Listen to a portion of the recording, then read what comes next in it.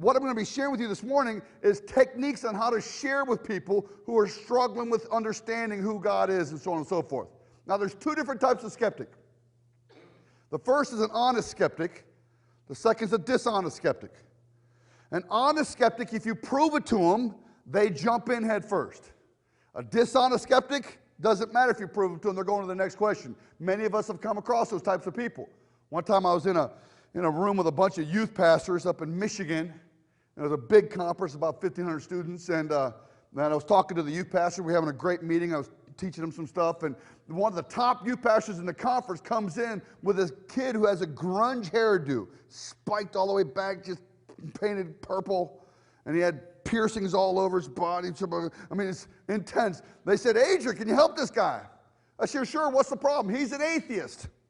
I said, "Well, let me see what kind of atheist he is first." I had a pencil in my hand. I said, "I could prove to you that this is a pencil." The kid leans back in his seat and says, "I don't think you can prove anything to me." I stood up and started walking out of the room. I had the door open. I was halfway out the door when the youth pastor said, "Where are you going?" I turned around and said, "I can't help him." "Why not?" I said, "What do you think this is?" The youth pastor said, "It's a pencil." Everyone in the room, pencil, pencil, pencil, pencil, pencil, pencil, pencil. He doesn't think it's a pencil. He has stepped outside of the parameters we call reality. He's insane. I can't help him. I can't prove anything. He's insane. I started walking out the door, and the kid says, "All right, it's a pencil."